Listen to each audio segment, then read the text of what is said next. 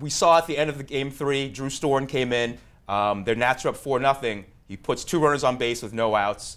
Is he still the guy that you want to give the ball to if the situation rises again in game 4? Scott, let's throw that to you.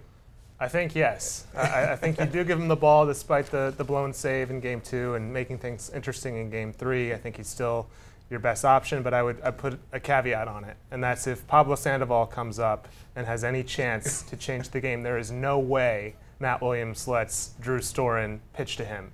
The splits for him, 199 against left-handed pitchers this year, over 300 against righties. I think you got to turn him around with Jerry Blevins or even Matt Thornton.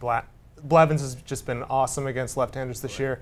I think you got to go matchups if Sandoval has a chance to change the game. Sandoval 2 of 2 against Storen. Right, in the last two games. So. Well, if you're Matt Williams, do you turn to Storen?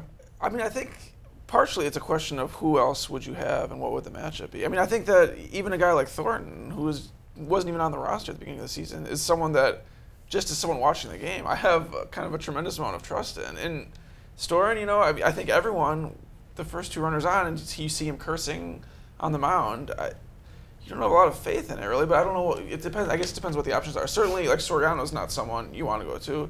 Clippard has been maybe one of the best 8th inning guys in the majors, and I don't know that you want to take him out of his comfort zone where he's been so dominant.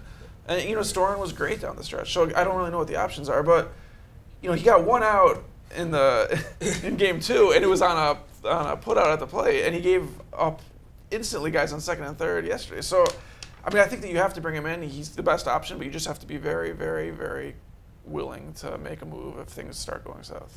Neil, how confident are you if Storen comes into the game in a tight situation? I think a lot of it's just overreacting to some small sample sizes. I mean, 1/3 of an inning is not going to discount everything that he's done up to this point. He struck out over 7 batters per 9 innings. He has a strikeout to walk ratio of 4.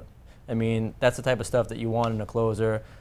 Yeah, I think you go back to him for sure if you're in that situation. I mean, I don't disagree with that, but the problem is that these series are sample decided. Right, but you still can't discount. I mean, you can't say that 1/3 of an inning is going to be what he's going to be going forward. I mean, either he's your closer and you go with him in the 9th, or you don't and you have to find something else. I mean, like Scott said, maybe there's some matchup situations that you bring someone else in, but for the most part, if he's your guy, you know, the closer has to know that he's your guy. That's why you put him in these pressure-packed situations. If there's any sort of doubt, that stuff can creep in. I think absolutely you go with him again. I don't disagree with you there, but I would say if the Nats have a starter who's gone 8 2/3. Oh yeah, I don't think it's automatic to put him in there, but you definitely want to. You know, off. he's got to be your guy. You need a guy, and he's probably the best of the bullpen right now. Yeah, because the options are very limited, though, right? I mean, it's not like you have 3 guys who can close the game. I mean, if you want to use Clippard, maybe, but you're not going to go to Soriano, right? So it's kind of like there's no alternative. Soriano pitched a nice inning. And Yeah, I was going to say, why not? I mean, he was warming up. You can.